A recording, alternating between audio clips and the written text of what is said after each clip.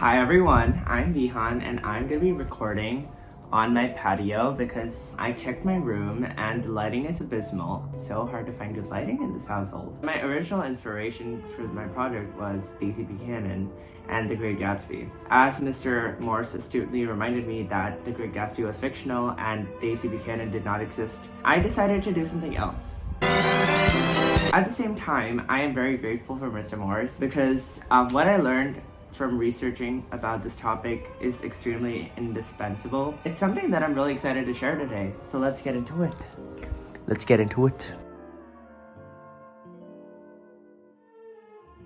Okay, now that we're more comfortable and it doesn't sound like I'm sitting in an echo chamber, I can relay this information so much more efficiently. Sometimes we don't think at the moment, do we, Vihan? I'm going to be talking about American queer history, or queer history that is quintessentially American. Something that we don't learn in class is that Native Americans were extremely queer friendly, and they even prized queer identities as something to be proud of. In the late 1800s, there were two queer leaders in Native American societies that were recognized by the American government at the time. And even though this video doesn't cover all the queer history that Native America has, I hope it does scratch the surface because there is barely any Native American representation in queer media. So let's go back a couple of centuries. European colonialism had two important impacts on Native American societies and cultures: suppression of racial and ethnic identity and culture and language and basically their way of life. Another very important aspect that they lost because of colonialism is sexual diversity. A lot of openly intersex and transgender people existed in these societies. The best description of the term Two-Spirit was given by the Native Rainbow Resource Center in 2014, and I quote, "Two-Spirit people were often the visionaries, the healers, and the medicine people. They were respected as fundamental components of our ancient culture and societies. This is our guiding force, as well as our source of strength. This is the ancient heart of the Two-Spirit people." So now let me get into some of the known.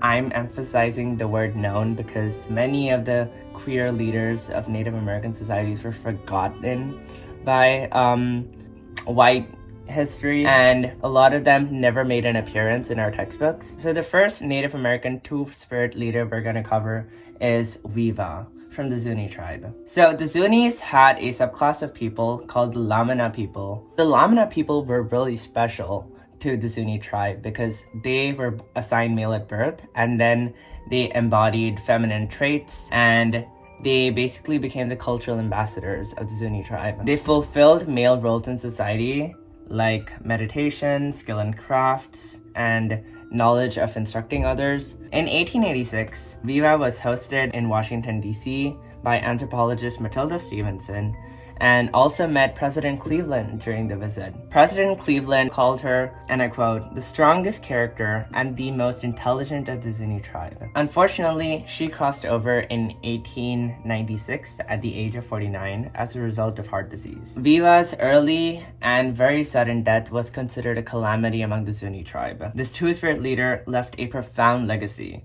as a ceremonial leader and an artist who worked to preserve the Zuni way of life. The way Two-Spirit people were perceived by the Zuni tribe really reflects how much spiritual attachment there is to queer identity in Native American societies, which was really interesting to explore for me. The second Two-Spirit leader that I want to cover today is Ashtish of the Crow Nation.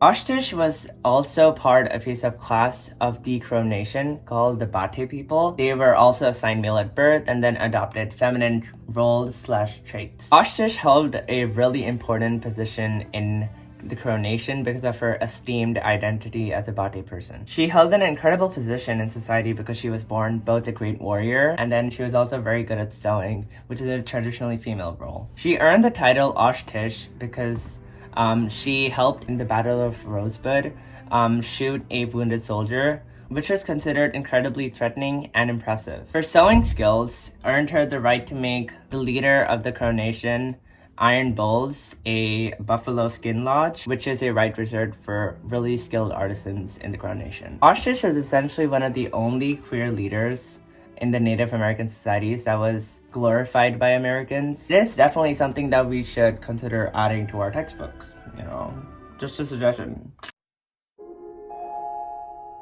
Researcher Carmen H. Loggy made a publication on the normative idea of queer as a white person in 2014. Essentially, as quoted in the research paper, participant stories showed that white privilege shaped the representations of women of color in a way that promoted their exclusion from white queer spaces and society. Basically, because of limited Black, Indigenous, POC representation in media, queerness, like many other marginalized identities, was associated specifically with white people. An example of whiteness in queer media is the TV show Heartstopper that was released on Netflix in 2022. Even though the show primarily features British actors, I thought it was significant to include because the show made the top 5 most watched shows in the US on Netflix 3 times in a row, which shows that it had a significant impact on American audiences. An important preface: by no way am I discounting the progress made by including queer centralized shows and streaming platforms like Netflix. I am just making an observation, and I'm personally a huge fan of the show. What I'm trying to say is that even though queerness is quintessentially Native American, as shown by the figures of Bate people and Lamana people, we don't see any Native American people in queer media anymore. I'm just gonna leave you guys with that, and I really hope that you enjoyed this. Even though I'm pretty sure I could find a Daisy Buchanan who may have existed in the US in a certain time period, I don't think I would have made a very compelling argument with that, you know? Thank you so much for watching. I hope you guys have a wonderful day, and the person who's presenting after me, good luck. I definitely made an impression. I'm kidding. Please don't duck points for that.